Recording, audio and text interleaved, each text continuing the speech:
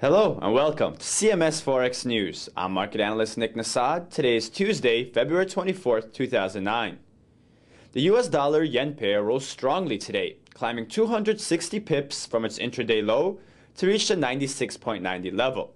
That was a 12-week high for the Greenback. Japan's deteriorating economy has eroded demand for the yen as a safe haven, and the Bank of Tokyo, Mitsubishi, said investors are done paying back loans used to fund carry trade.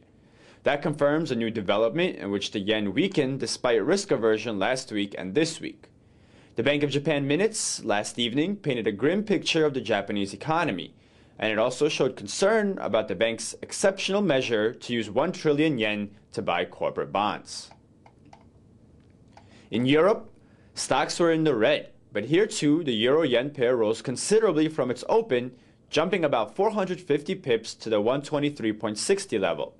That move followed a retest of resistance turned support at 119.30 that held in late January and early February.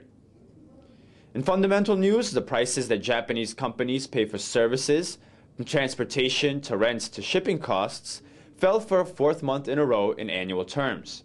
January's prices are down 2.2% compared to a year ago, which was smaller than forecasts of another 2.5% decline. On the month, prices fell 0.9%. In Europe, the German IFO Business Climate Index fell to a record low in February, notching down to 82.6 from January's 83. The assessment of current conditions slid lower, while the index that measures businesses' expectations over the next 6 months improved for a second straight month. Manufacturing and wholesalers saw confidence fall, while retailers and construction improved, though from very low levels.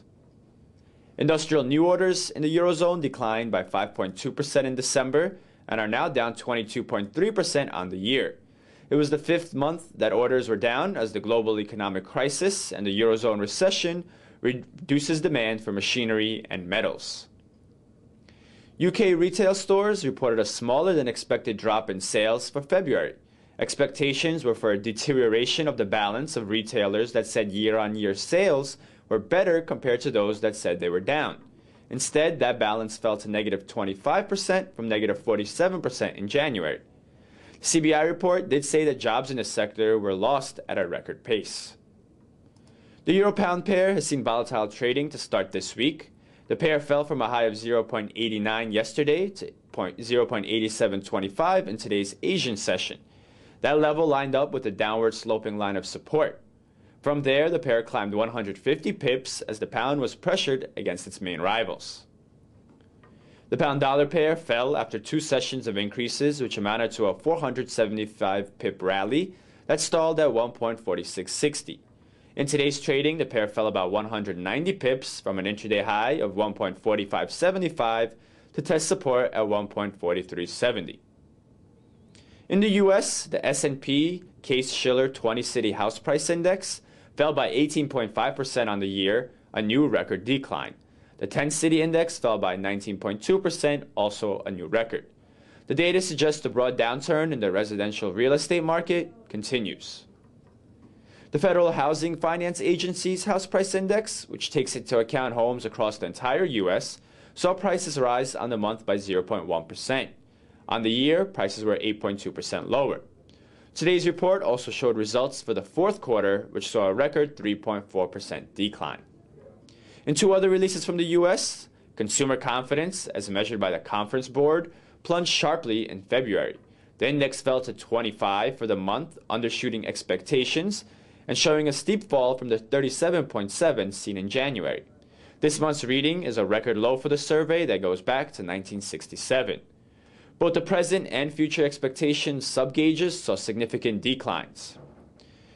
The Richmond Fed Index, meanwhile, saw manufacturing activity in the Central Atlantic region decline further this month. That index decreased to negative 51, undershooting expectations of a slight improvement from January's figure. The euro-dollar pair rose in favor of the euro today, pairing some of the losses from yesterday. The euro rose overnight, retreated prior to the New York Open, and then continued its rally in later New York trading. Weak U.S. economic data and comments by Fed Chairman Bernanke pressured the dollar. U.S. stocks were up today, coming off their recent lows.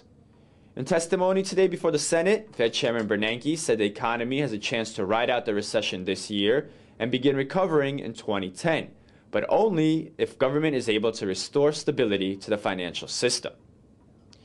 Now let's take a look at some upcoming releases. Tonight, Japan posts its trade balance, and Australia releases quarterly data on construction work done and wage prices. Overnight, both Germany and the UK release second versions of fourth quarter GDP. Tomorrow, there's only one major release from the US, existing home sales. Bernanke will be testifying again, but this time before the House of Representatives. And that wraps up today's version of our broadcast. Thank you for joining us here at cmsfx.com, and happy trading.